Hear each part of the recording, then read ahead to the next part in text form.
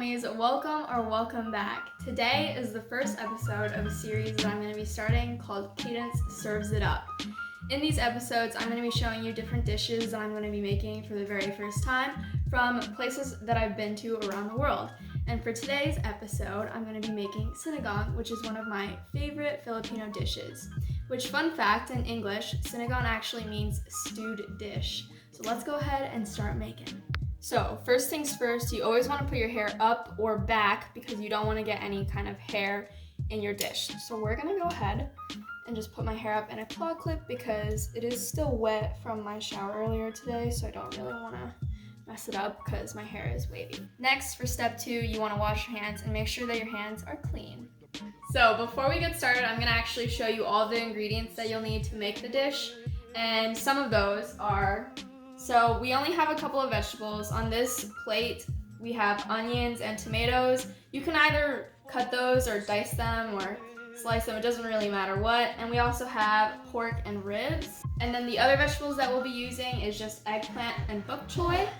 And those are all of just like the more like food items. The other items that we have are a bowl of water. You could also use cups, however you want to put water in. I'm just going to use a small bowl. You're also going to use salt or fish sauce. Fish sauce smells kind of bad though, so my family likes to use salt instead. And last but not least, we have the Mamacita's Sinigang seasoning mix. Okay, so you guys do have to keep in mind that I've never made this dish ever before. So I'm just using a recipe that my mom gave me. So again, this is my first time making it, so you're gonna be making it for the first time with me. So for starters, you just wanna get a pot, any kind of pot. Doesn't really matter, however much you want really is dependent on the pot size that you're making. I'm making dinner tonight, so that's why my pot is a little bit bigger. But for starters, you're not gonna put any kind of oil in your pot. To start, we're gonna go ahead and turn on the stove to medium heat. Next, you're going to take your onions that you cut up earlier, and then you're going to put your onions into the pot.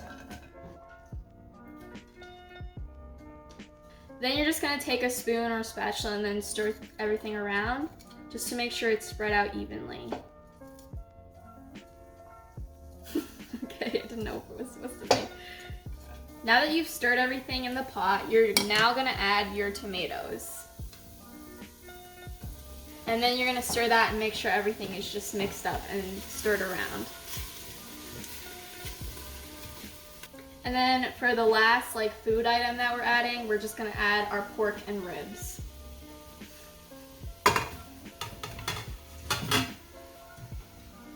And then you're just going to stir it all around.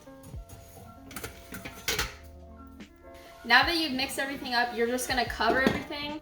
After you've covered it up, you're just going to let it sit for a couple of minutes.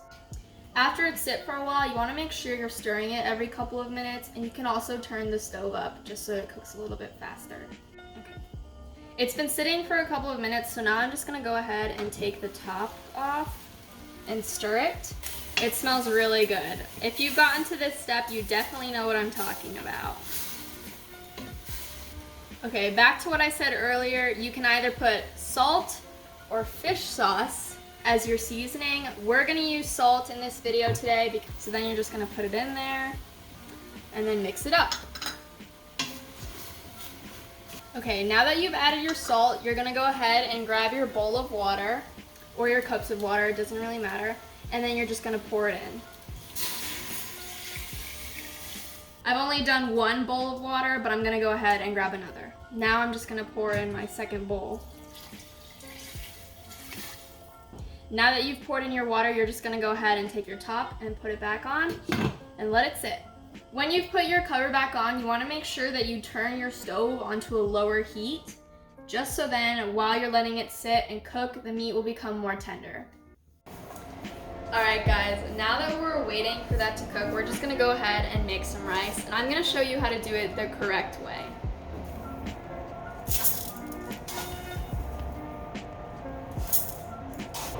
Okay, so in this bowl I have 5 cups of rice, and the most important step to making rice is making sure that you rinse it before you cook it.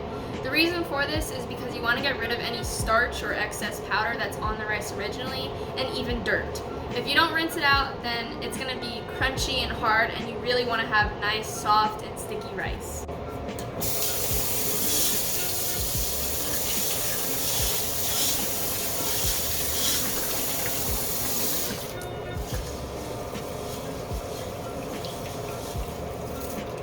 After you've moved the rice around to start getting rid and breaking up the powder, you're gonna just let that water out. And then you're gonna redo the process to the point where you've rinsed it 3 times. Okay, now that you've rinsed your rice 3 times, you're gonna go ahead and add water. The special trick that I like to use to make sure that the rice is hydrated when it's cooking is actually making sure that all of the rice is spread out evenly so that it's nice and flat. So you're just gonna make sure that it's all spread out and it's not just in big clumps or like little hills in the pot itself. And then you're gonna take your hand and you're gonna stick your fingers in straight like this. And you want to make sure that the water reaches the first line of your tallest finger. For me, that's my middle finger. I know for some others, it could be your ring finger or even your pointer finger. But whichever is your tallest finger, you're gonna stick your hand in straight and make sure that the water reaches from the tip of your finger up to the first line of your longest finger. So for this pot, this reaches this line on my hand, so it's ready to be cooked. Growing up, my family has only ever used rice cookers, so I don't actually know how to make rice in an actual pot and cooking it on the stove. But if you don't have a rice cooker and you love to eat rice, I highly recommend getting one because it makes your life 10 times easier and the rice actually gets cooked better.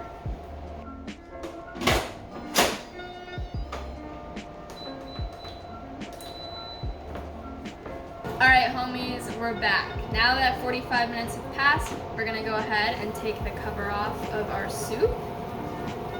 And you're gonna take your cut up eggplant and you're gonna go ahead and put the eggplant in there. As well as your Mamacita's seasoning mix.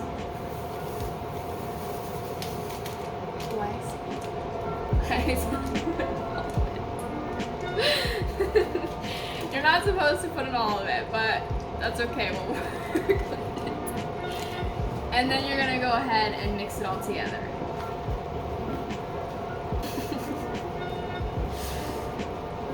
Now that you've mixed it, you're gonna go ahead and put your cover back on and let it sit for about 7 to 10 minutes. Since I put in too much seasoning earlier, I did add a little bit of water. And now that it's actually sat for a couple of minutes, we're gonna go ahead and take the cap off again. And you're gonna go ahead and take your Bok Choy and put it into the soup. You wanna be careful putting this in because the soup is very hot, so you don't wanna just dump it all in and have it splash you. But now that you've actually put it all in, then you're just gonna mix it around. And then you're gonna put your cap back on and let it sit for a couple of minutes, and then it's ready to eat. All right, everyone, it's sit for a couple of minutes, and now it's officially done. So we're gonna go ahead and take the cap off. We've got our bowl and a spoon here, and I'm just gonna go ahead and grab some.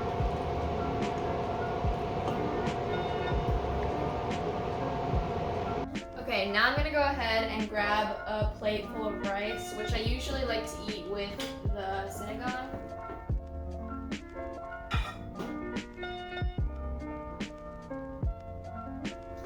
This is what you want your rice to look like.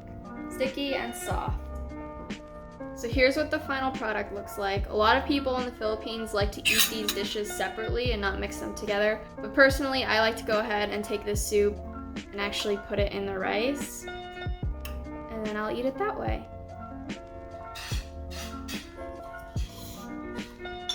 How is it?